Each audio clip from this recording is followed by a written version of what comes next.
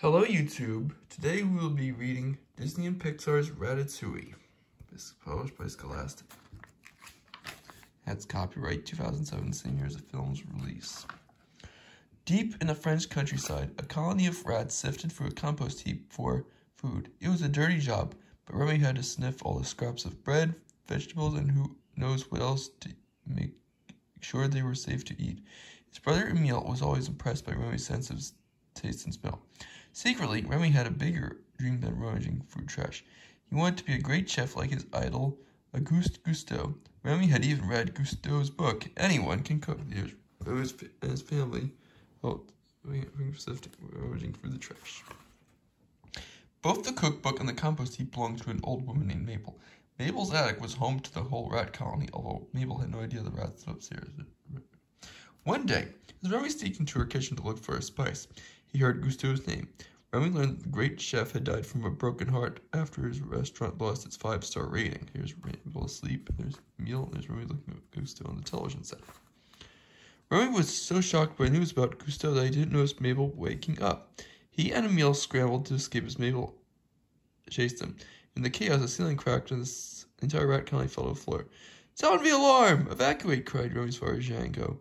As the other rats headed out the door, Remy went back in the kitchen for the cookbook. He couldn't leave it behind. See, there's Remy was chased by the rats, and there's Remy looking for Gusteau's cookbook. Unfortunately, Remy was left behind, while the other rats made it to the evacuation boats that were floating in the creek.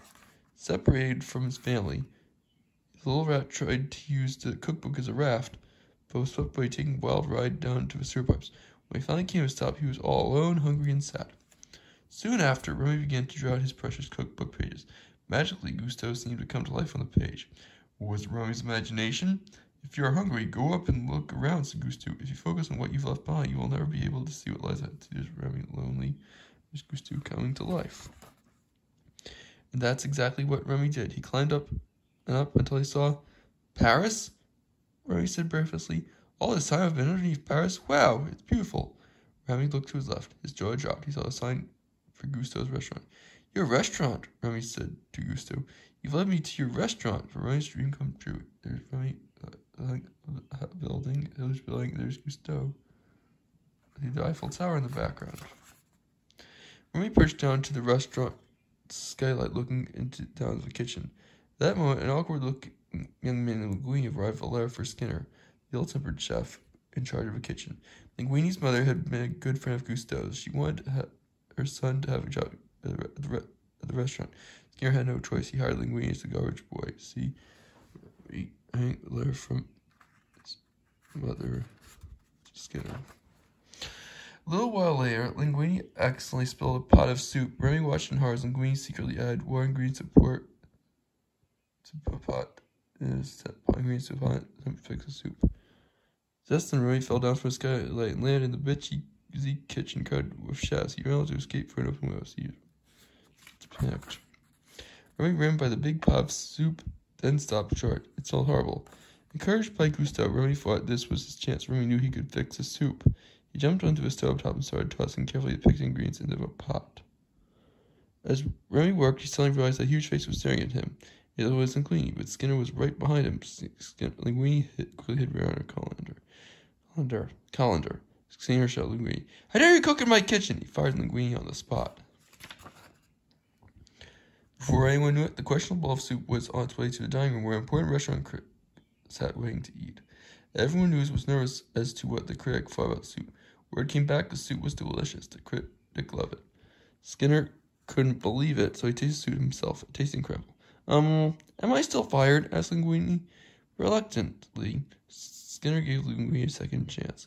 He assigned Colette, one of the cooks, to teach Linguini. In the commotion, Remy darted towards the window, but Skinner stopped Remy. After ordering Linguini to catch the rat in a jar, Skinner demanded, "Take it away from here, far away, dispose of it, go!" Linguini didn't have the heart to throw Remy in the river. Instead, the young man started talking to the little rat. When Remy nodded, Linguini realized that Remy understood him. Linguini made a deal with his new rat friend. Linguini would let Remy come have a jar of rat pots to help Linguini cook. But as soon as Linguini opened the jar, Remy ran back for his life. Then he stopped. Remy felt guilty and turned back. He felt bad for Linguini, but also realized that this could be his big chance of cooking in a gourmet kitchen. Back inside the restaurant, Linguini had Remy in his shirt as Remy tried to help the young chef who was cooking, but Remy kept tickling and biting Linguini again. Ouch! It didn't work very well. And finally, Linguini hid the rat under his chef's hat. In the bustling kitchen, the pair was about to climb off the waiter, so Remy tugged Linguini's hair. Linguini jerked backwards like a puppet, just tugging under the waiter's tray. The young man was amazed. Could this be their new system? Linguini and Remy went home to practice cooking. Remy guided Linguini by tugging his hair. Before long, Linguini was chopping, mixing, and pouring, all the while blindfolded. Linguini returned to Gusto's and recreated the soup easily with Remy's help. Before long, Linguini was doing very well as the new cook. In the meantime, Skinner finally read a letter from Linguini's mother. In it, she said that Gusto was Linguini's heart. Nobody knew, not even Linguini or Gusto. Skinner was horrified. He had thought the restaurant would be his. Skinner's lawyer reminded the chef what was in Gusto's will. The will said Skinner would inherit the restaurant, but only if Gusto had no heirs. Now Linguini was the rightful owner. Skinner had to do something to make sure Linguini never found out. One night, as Remy was relaxing in the alley behind the restaurant enjoying a cooking success, Emile appeared. Emile led his long-lost brother to Ratkine's new home. Overjoyed to help party in honor of Remy's homecoming. Music and dance filled the sewer. Soon Remy had to leave. He said that he had a job and a place to live with humans. Remy's father scowled and tried to convince his son that humans were dangerous. He took Remy to an exterior shop that specialized in getting rid of rats.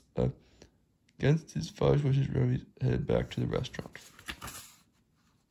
Meanwhile, at Gusto's, Remy realized that Linguini was so smooth with Colette that the young man couldn't keep a secret. Just as Linguini was about to take off, the chef set to reveal that Remy was chef behind the cooking. Remy gasped. No, no, whispered Linguini as he yanked hard Linguini's hair. Linguini jerked forwards and kissed Colette. It was quite a surprise to all of them. Remy's secret was safe for now. Not long afterwards, Remy found Linguini's will in the letter proving that Linguini was the rightful owner of the restaurant, but Skinner spotted the rat. Remy grabbed the papers and ran. Skinner didn't want those papers to get into the wrong hands. He chased Remy to a boat, but the chef ended up in the river. By the time a soaking wet Skinner returned to Gusto's, Linguini knew the truth. Now his turn to fire Skinner on the spot. Over the next 2 weeks, the restaurant became extremely popular, but Linguini became arrogant and didn't think he needed Remy's help any longer. One night, the famous critic, Anthony Ego, the same person who had ruined Gusto's 5-star rating, arrived and warned, "I will return tomorrow with high expectations." After Ego's announcement, Colette angrily dragged Linguini back in the kitchen, trying to get him to concentrate. Remy was also furious at Linguini's careless behavior and pulled his hair hard. Linguini snapped. He took Remy to the alley and yelled, "You take a break, little chef. I'm not your puppet." Remy was so angry that the entire Ratcline walked in the refrigerator and told his friends to take what they wanted. That's when Linguini returned to apologize. "You're stealing from me?" Linguini asked Remy. "I thought you were my friend. Get out and don't come back." Remy left the kitchen. The next day, Remy went back because he felt horrible and knew Linguini needed his help. "Rat!" shrieked all the chefs when Remy walked through the door. "Don't touch him," shouted Linguini. "The truth is, I have no talent at all. But this rat, he's the real cook." All the cooks walked out, even Colette. Only Remy and Linguini were left to cook for Ego. Django stopped from the shadows. "I was wrong about you, about him," Django told Remy, referring to how Linguini stood up for the little rat. "I'm proud of you." Django whistled, and the rats filled the kitchen. "We're not cooks, but you tell us what to do, and we'll get it done." All the while, the health inspector watched through the door. Just then, Colette returned and agreed to help cook the dish Remy had chosen, ratatouille. After sampling the meal, Ego asked to meet the chef. Linguini introduced Remy. Without a word, Ego walked out to pen his review. The next morning, Ego gave the restaurant a glowing critique. Unfortunately, the health inspector also closed Gusto's due to rats.